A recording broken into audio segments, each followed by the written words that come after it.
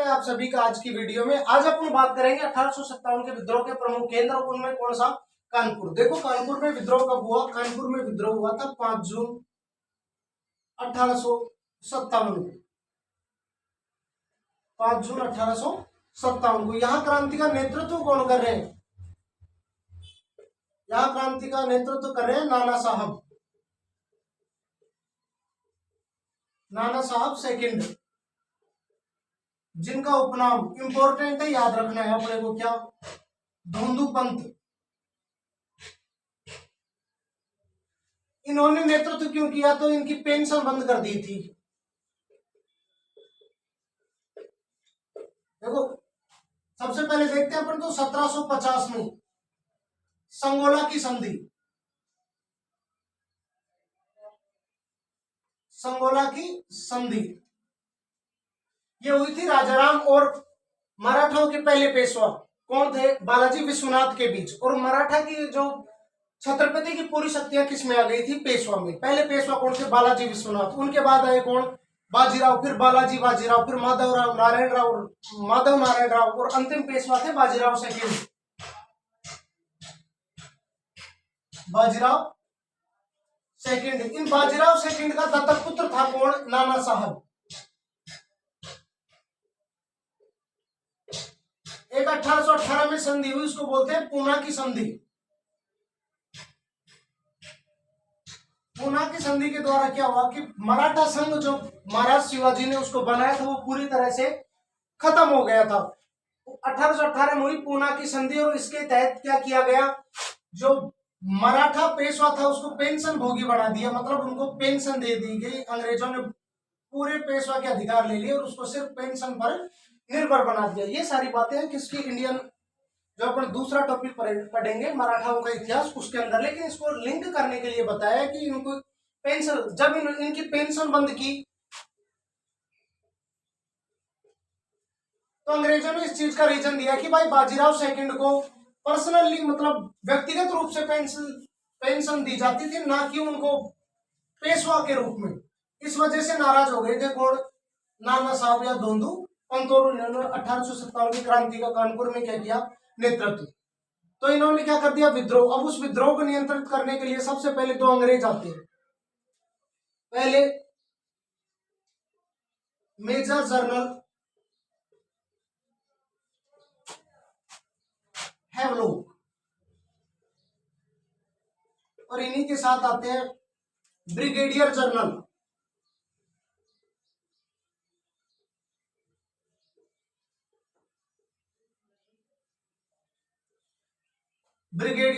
कील। ये आते हैं जुलाई 1857 में, लेकिन इनसे नियंत्रित नहीं हो पाता। और बाद में आते हैं सर कोलिन कैंपबेल, सेनापति। इनकी अपन ने पीछे भी चर्चा की है। सर कोलिन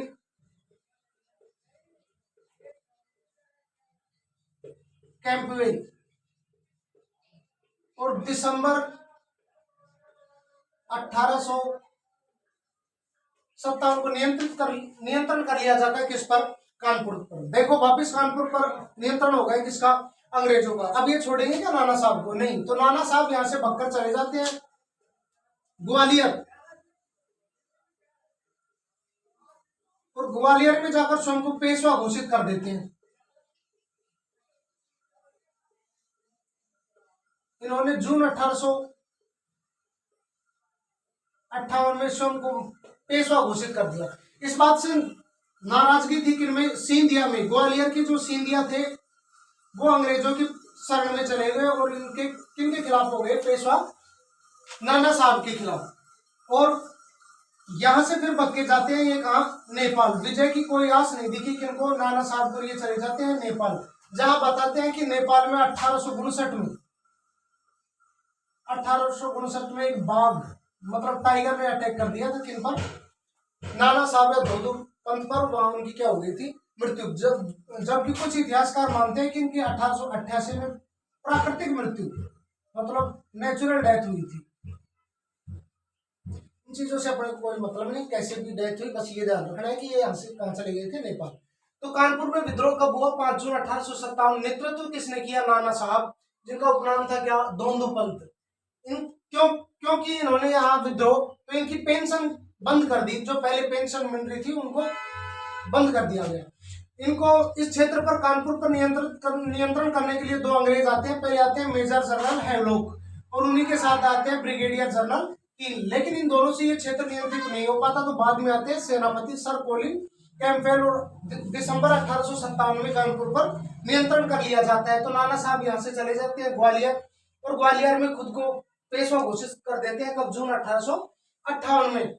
ये जो सिंधिया थी ये नाराज हो गई थी, किसके शरण में चले गए थे? अंग्रेजों की शरण में चले गए। तो यहाँ से विजय की कोई आस नहीं दिखते हुए नाना साहब कहाँ चले गए? नेपाल। और नेपाल में जहाँ बताते हैं कुछ इतिहासकार कि 1859 में एक बाघ ने इन पर अटैक कर दिया, जहाँ इनकी डेथ हो गई।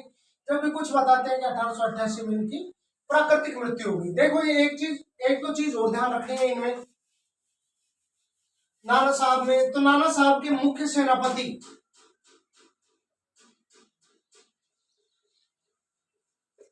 इनके जो सेनापति थे उनका नाम था तात्या टोपे।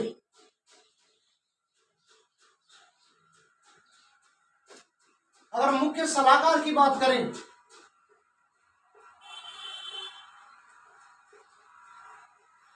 मुख्य सलाहकार थे अजीमुल्लाह शाह।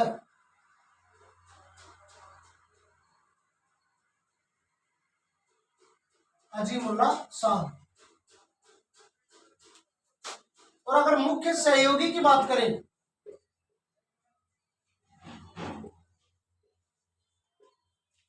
वो थी लक्ष्मीबाई।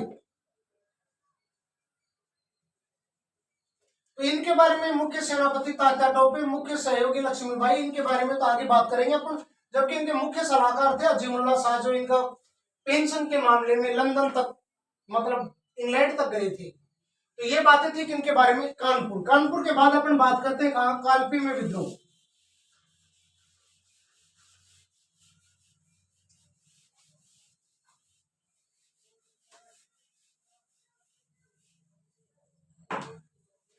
कानपुर में हो गया। अब देखते हैं अपन कहा? कालपी में विद्रोह।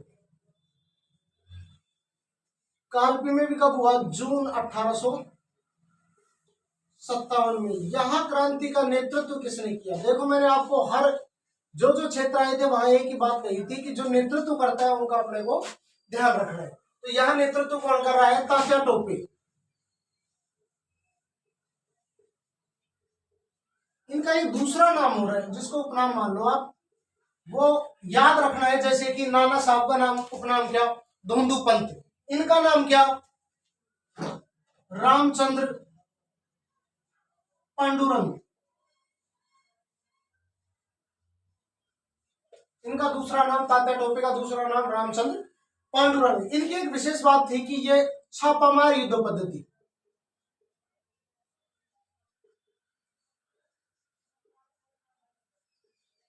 छापामार युद्ध पद्धति में निपुण थे।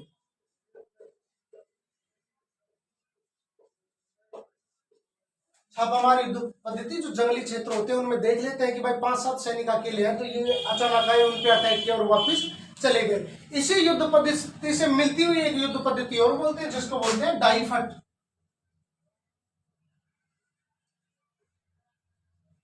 इंपॉर्टेंट है, कभी परीक्षा में पूछ लिया जाए तो डाई फट क्या है?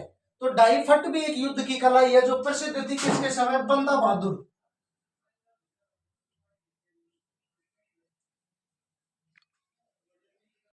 मतलब इसको लोकप्रिय बनाया था किसने? बंदा बहादुर ने। देखो इसमें क्या होता है कि पहले आक्रमण करो दुश्मन पर, उसके बाद भाग जाओ। अगली बार जब आक्रमण करो तो वो तीव्र गति से और तेज गति से आक्रमण करो। ये युद्ध की पद्धति कहलाई क्या? डाई फट, जो किसके समय प्रसिद्ध थी? बंदा बहादुर के समय। बंदा बहादुर ने इस युद्ध कला को लोकप्रिय बनाया था। तो ये याद रखना है, कभी भी एग्जाम में पूछा जा सकता है कि डाई फट क्या है, युद्ध की पद्धति है, किसके समय प्रचलित थी? बंदा बहादुर के समय। तो इसी प्रकार से छापामार युद्ध पद्धति में निपुण थे कौन? तात्या टोपे साहब। इन्हीं के समय एक युद्ध हुआ जिसको बोलते हैं कोटा है की सराय। कोटा है की सराय। कब? जून 1857 में। किन किन के बीच? Sir Hugh Rose, sir Hugh Rose versus Tatya Tope.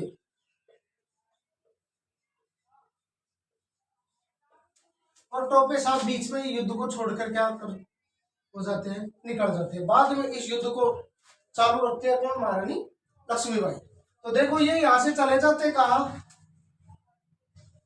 Gwalior नीचे की तरफ, ग्वालियर मध्य प्रदेश की तरफ, जहां सिंधिया थे, कौन, मान सिंह।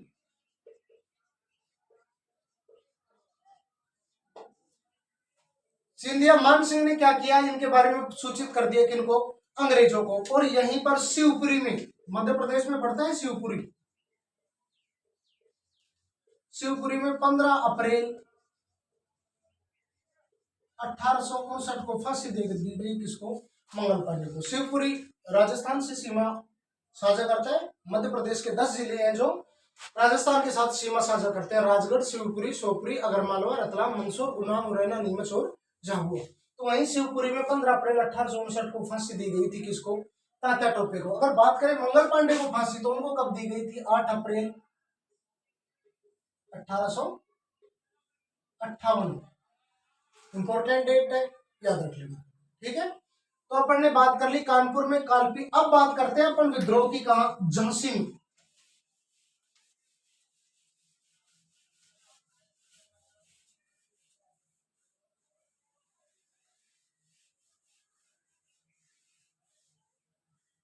बहुत इंपॉर्टेंट है भाई झांसी।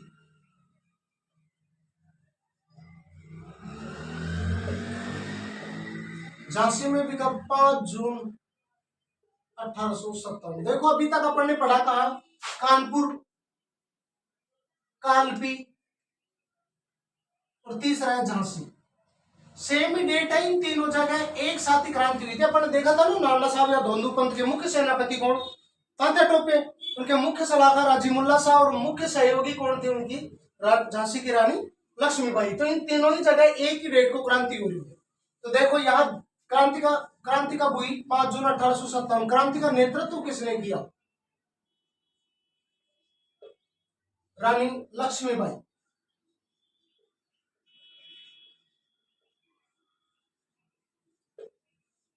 जिनके बारे में सुभद्रा कुमारी चौहान ने कहा है ना कि बूंदे लो हर बोलो के मुंह, हमने सुनी कहानी थी, खूब लड़ी मर्दानी, वो तो झांसी वाली रानी थी।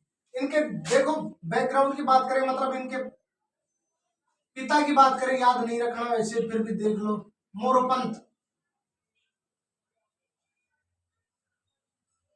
माता की बात करें अपन, तो माता का नाम था भागीरथी बाई।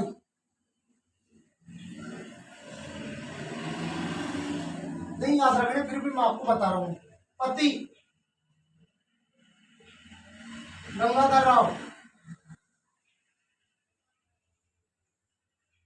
पुत्र दामोदर, दामोदर राव। एक नदी भी है, कौन सी, दामोदर नदी। तो देखो उस नदी को भी यहीं से याद रख सकते हैं अपन। तो अपन फोटो देखते हैं महारानी लक्ष्मीबाई की, तो युद्ध की स्थल की, तो देखते हैं कि पीछे बांध रखा है किसको, दामोदर को, और खुद क्या कर रही है, लड़ाई। तो देखो इसको ध्यान रख लेते हैं कि दामोदर पीछे बंध रहा है, और कमर से और पेट से। तो ये जो दामोदर नदी है वो निकलती है कमर पेट की पहाड़ियों से। और ये जो रात सॉरी छोटा नागपुर का पठार है,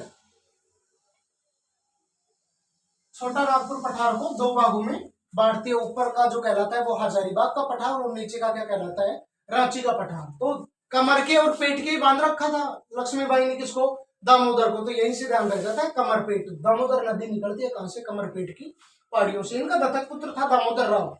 तो देखो अपन ने पढ़ा था कि डलहौजी साहब ने क्या कहा था, जब अपन 1857 की क्रांति के उत्तरदायी कारक पढ़ रहे थे तब, कि ऐसी रियासतें जिनके शासक के खुद के कोई संतान नहीं है, जिन्होंने दत्तक या गोद ले रखा है, गोद हड़प नीति बोला था उसको अपन ने, उनको क्या किया जाएगा, उन क्षेत्रों को ब्रिटिश साम्राज्य में मिला लिया जाएगा। तो यही देखा था अपन ने कि झांसी को भी अंग्रेजों ने खुद के नियंत्रण में ले लिया था। उस क्षेत्र में अपने पुत्र दामोदर राव को शासक बनाने के लिए झांसी की रानी लक्ष्मीबाई इस क्षेत्र में विद्रोह कर दिया। लक्ष्मीबाई के जो नाम है वो थोड़े से ध्यान रखने हैं। जैसे बचपन का नाम मणिकर्णिका, मणिकर्णिका या फिर मनु। एक नाम हो रहा है इनका छबीली। नाना साहब इसी नाम से पुकारते थे किनको, झांसी की रानी लक्ष्मीबाई। ये छबीली ना भी याद रहे कोई दिक्कत नहीं, लेकिन ये मणिकर्णिका या मनु ध्यान रहना चाहिए। एक चीज और मैं आपको यहीं पर बता देता हूं, एक तो आता है महल परी और दूसरी है महक परी। महल परी बोला जाता है लक्ष्मीबाई को,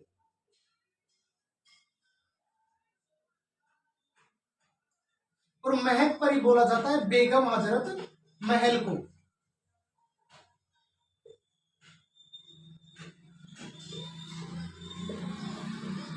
एक ध्यान रख लेना, इनमें से ल किस में आ रहा है, इसमें आ रहा है, और ल से लक्ष्मीबाई। इनमें क्या है, थोड़ा सा कंफ्यूज होने का डर होता है कि यार लक्ष्मीबाई को महक परी बोलते हैं महल परी, तो जिसमें ल आ रहा है वही बोलते हैं किसको, लक्ष्मीबाई को। तो महल परी लक्ष्मीबाई को, जबकि महक परी किसको बोलते हैं, बेगम हजरत महल को। तो ये थोड़ा सा परिचय था किनके बारे में, लक्ष्मीबाई के बारे में।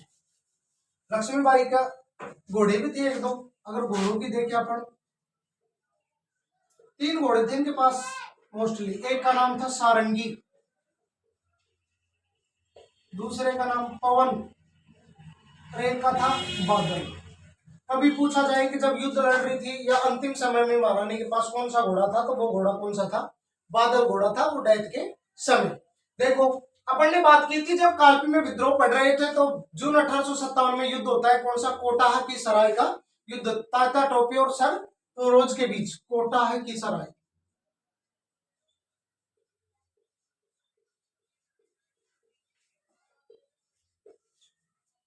एक तरफ था कौन, सर फिरोज, और दूसरी तरफ कौन था, तात्या टोपे। तो तात्या टोपे तो इस युद्ध को छोड़कर चले जाते हैं। बाद में इस युद्ध का नेतृत्व कौन करती है, लक्ष्मीबाई।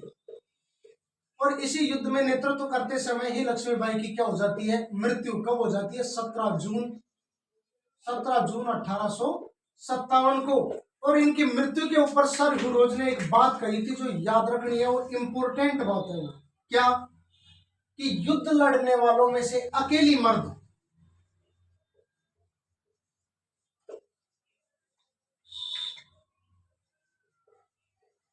युद्ध लड़ने वालों सभी लोगों में अकेली मर्द कौन थी, लक्ष्मीबाई थी। ये लाइन घुमा फिरा के कभी पूछी जा सकती है कि किसने कहा था कि अकेली मर्द थी, किसने कहा था, सर फिरोज ने। किसके बारे में कहा था, झांसी की रानी लक्ष्मीबाई के बारे में। तो झांसी में विद्रोह कब, 5 जून 1857 को, यानी क्रांति का नेतृत्व किसने किया, झांसी की रानी लक्ष्मीबाई ने। पिता का नाम मोरोपंत, याद नहीं रखना, माता भागीरथी बाई, पति गंगाधर राव, पुत्र कौन था इनका, दामोदर।